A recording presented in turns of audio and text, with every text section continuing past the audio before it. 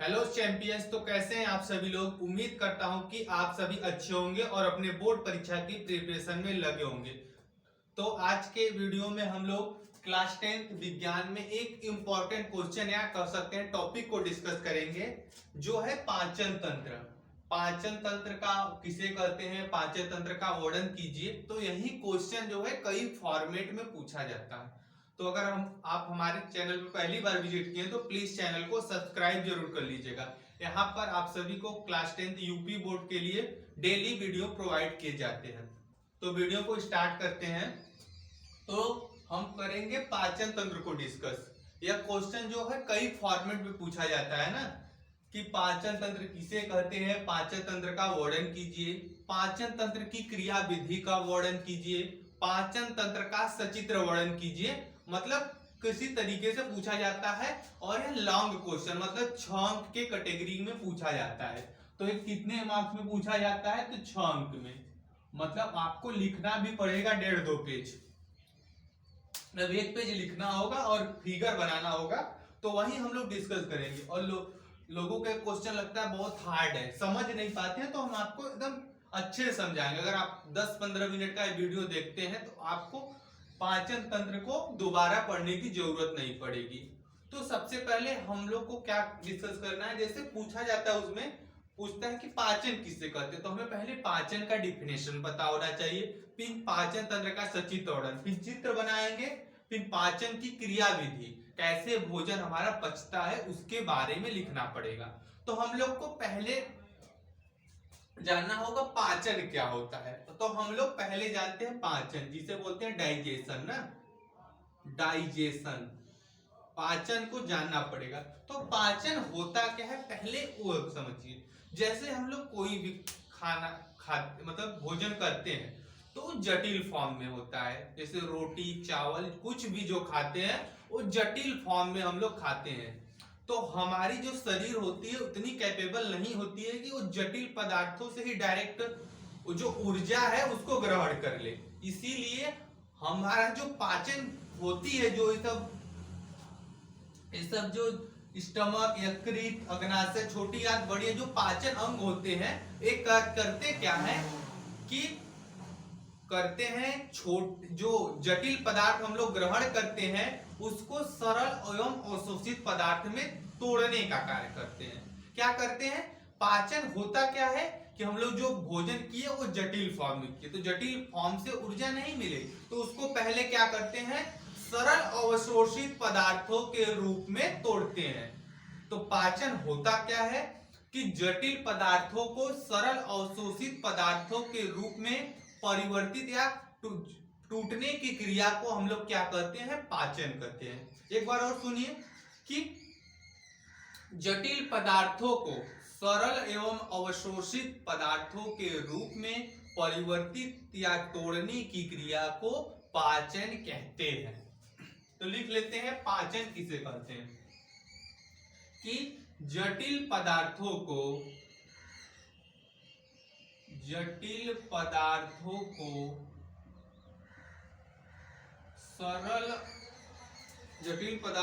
सरल एवं अवशोषित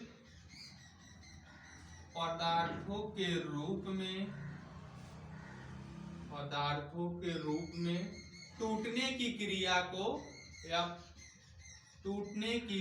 को पाचन कहते हैं। यही आपका 2 लाइन का डिफिनेशन है।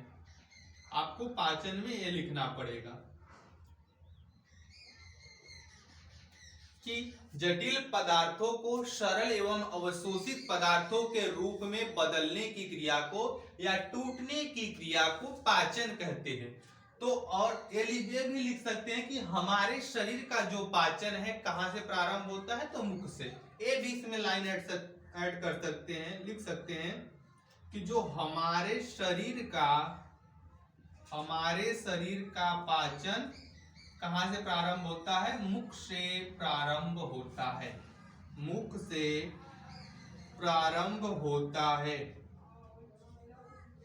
हमारे शरीर का जो पाचन होता है मुख से शुरू होता है ना।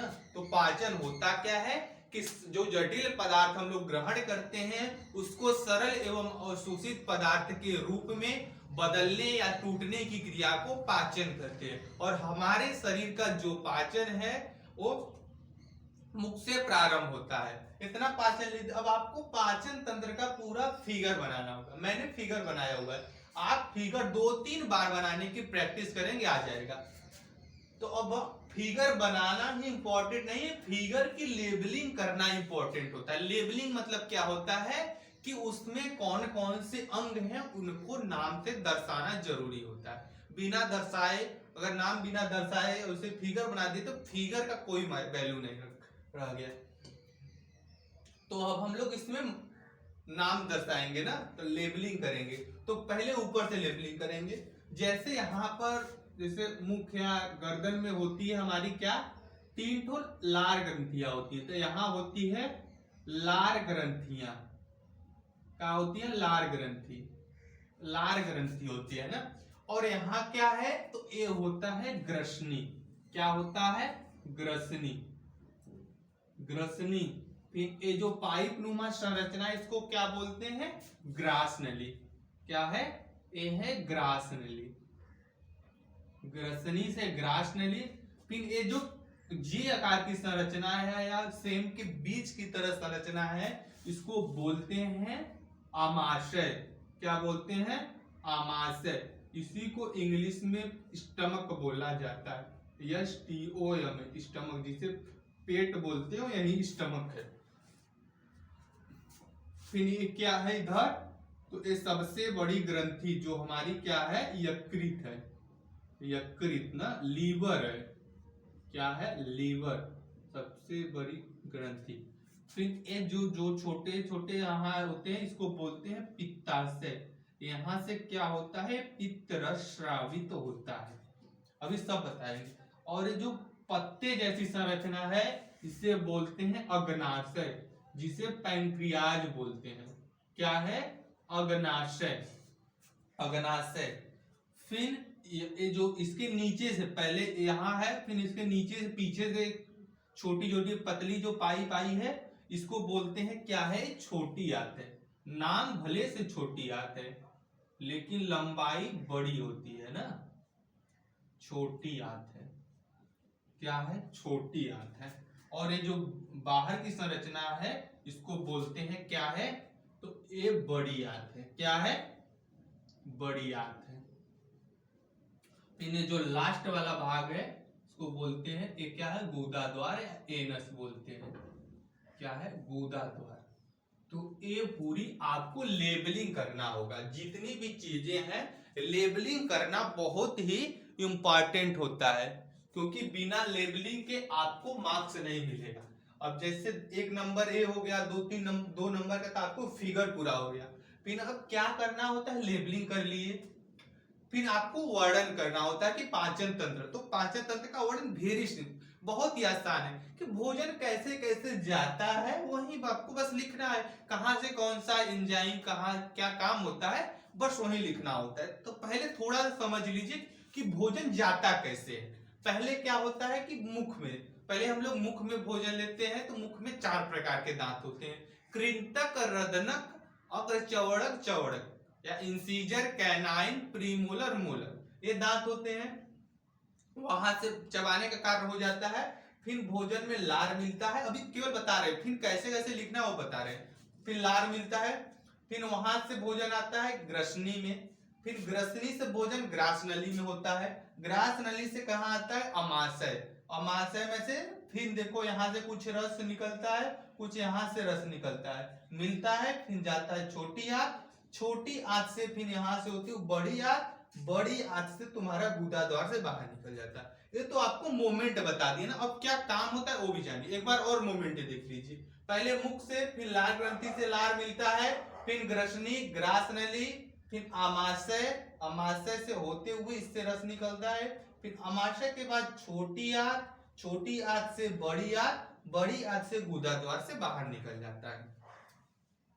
तो अब लिखेंगे कैसे, अब वो इंपॉर्टेंट है। तो आप हेडिंग डालेंगे यहां पर पाचन क्रिया,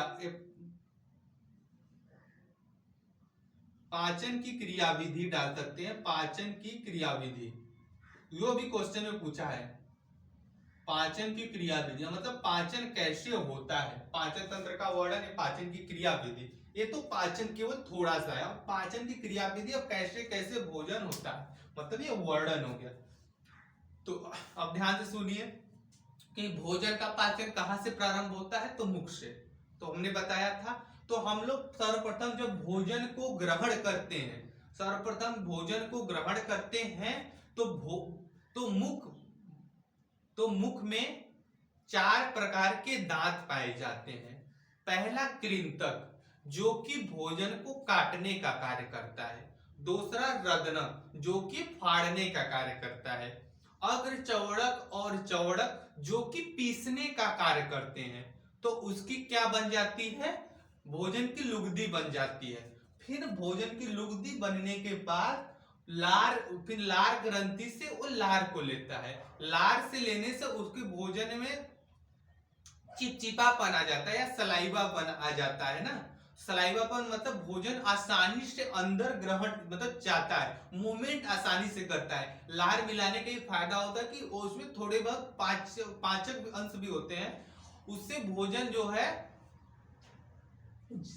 सलाइवा, जिसे लार बोलते हैं, सलाइवा मिल जाता है तो वो भोजन मूवमेंट आसानी से करता है। फिर जब लार मिल गया तो लार मिला हुआ जो भोजन होता है वो कहां जाता है, ग्रसनी में जाता है। ग्रसनी में कुछ नहीं होता, फिर ग्रसनी से होते हुए ग्रासनली में जाता है, ग्रासनली से होते हुए अमाशय में, अमाशय तक आ गया भोजन।